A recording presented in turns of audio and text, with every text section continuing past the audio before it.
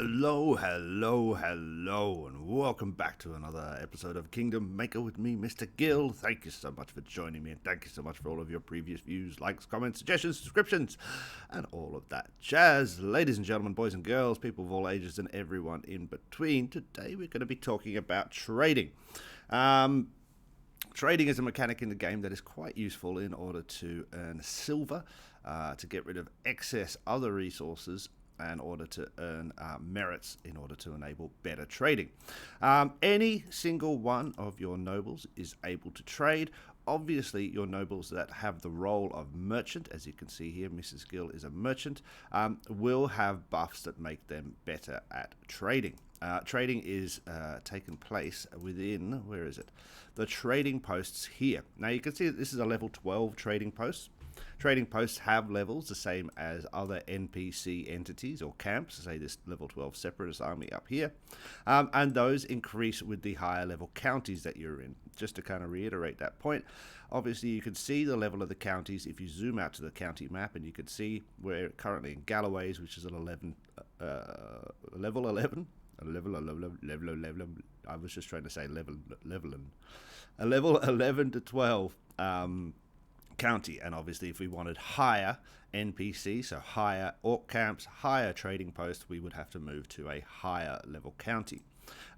Conversely, obviously, if you go down and around the map, you can see a level 1 to 3. The trading post here will be a lower level.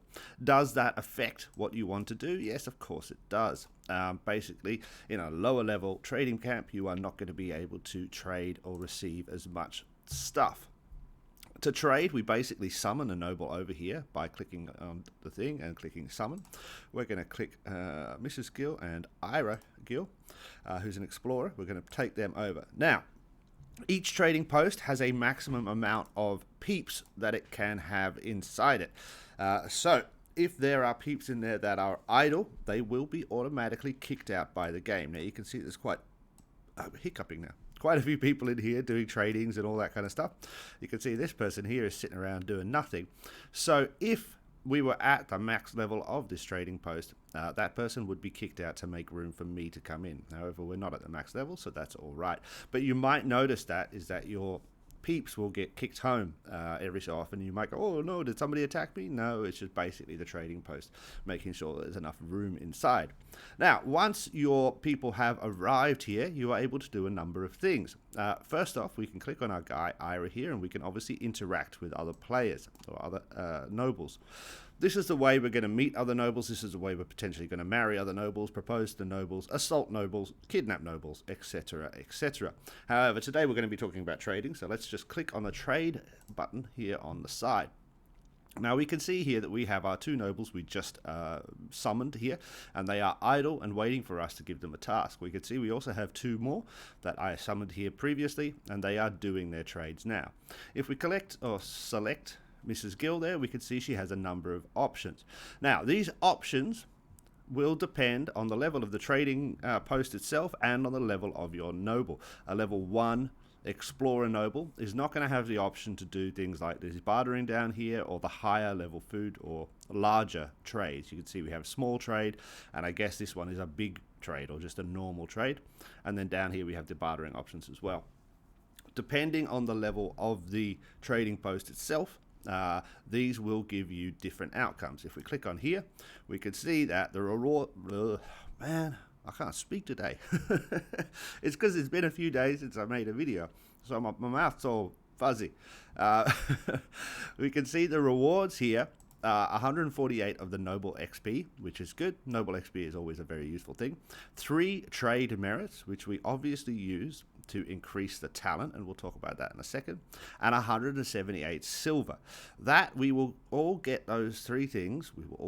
We will get those 3 things in return for giving them or trading 452 food, which is going to take us 2 hours, 15 minutes, and 50 seconds.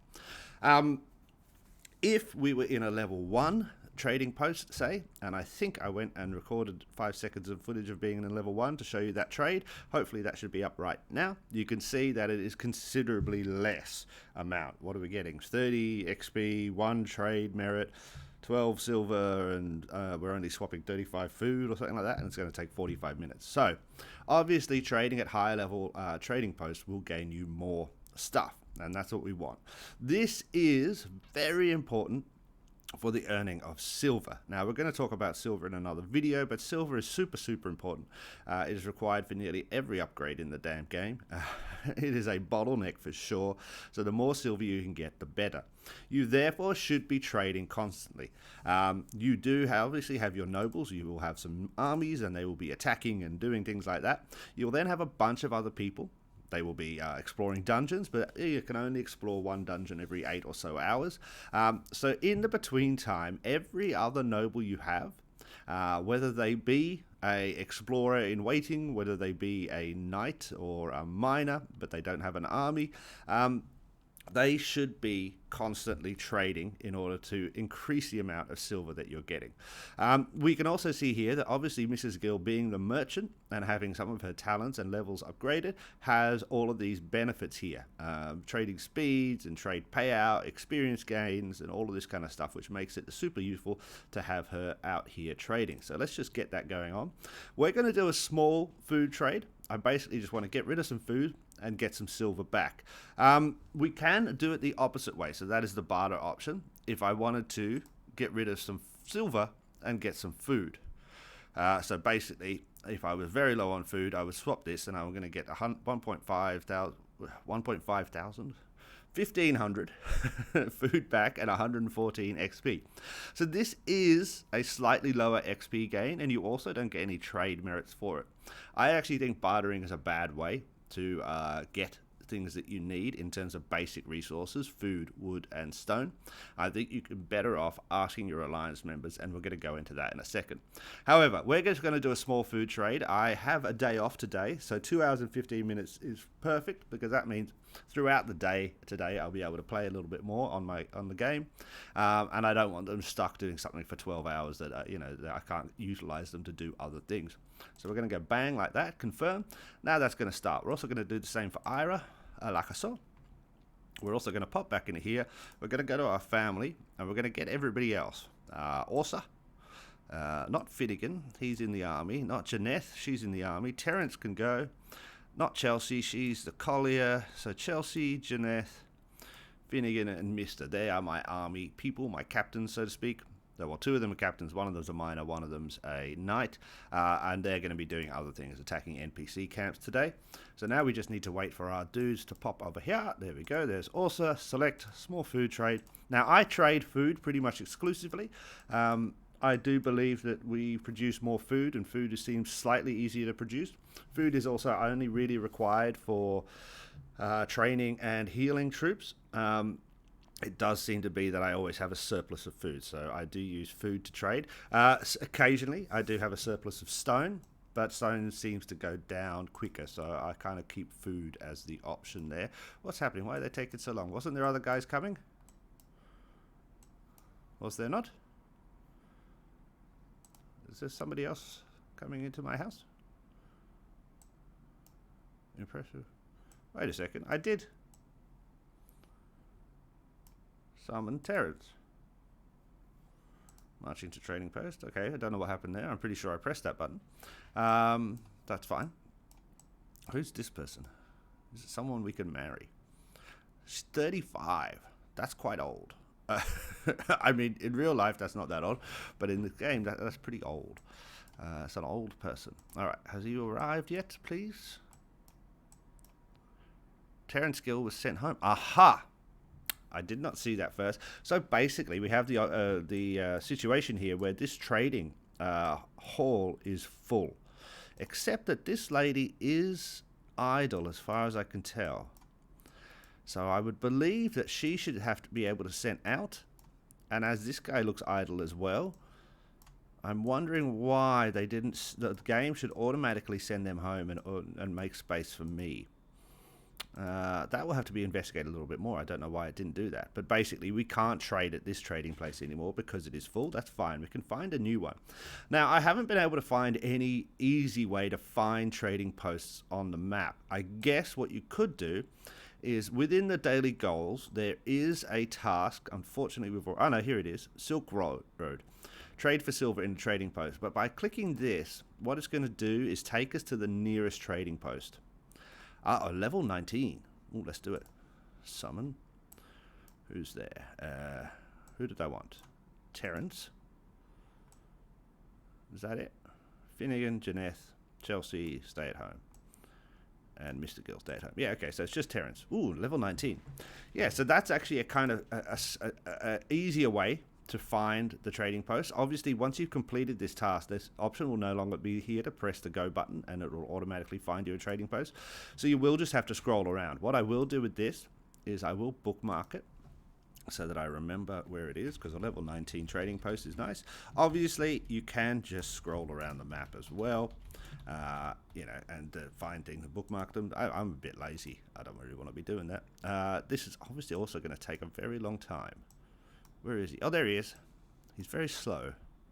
I feel he should be faster. We currently have the Alliance March Speed level 1 spell cast, so we should be going 5% faster, but that's still pretty slow. That's fair enough. Okay, so he's going to start trading here, and also just what I want to check is what options are available to him at a level 19 as opposed to the level 14 which we were looking at previously. Oh no, level 12 we were looking at previously, I believe. So let's pop in here, like a so, trade, select. Okay, because he's not a trader and he's pretty boring, he's just getting some boring stuff. However, ooh, 8 trade merits and 736. It's going to take him 8 hours though, because he's not a merchant. That's pretty good though. All right, so we've just discovered something better. I hadn't realized how big the difference was between the levels of trading posts, but we will now start trading exclusively at this higher level post for sure. That's just going to get us more trade merits in order to increase our nobles' talents. Now, as I said previously, you should be trading as much as you can every single day, because basically it's a fine way, not a good way, but it's a fine way to be earning silver and getting rid of some of your excess food. Remembering that food can just be grown, food is auto-produced, so you will eventually have quite a lot of it. The only other type of trading we have is obviously bartering. Now, bartering is something you can do between players. So this is a player-to-player thing. This is not involving any of the NPC camps or anything like that. It's relatively easy to do, and if we just click on somebody, like here, there is Renard, who is a member of our alliance, and if we click on his little shieldy thing here, it's going to bring up his main screen, and we can pop down here and we can say tribute. I believe I just called this bartering, but it is tribute.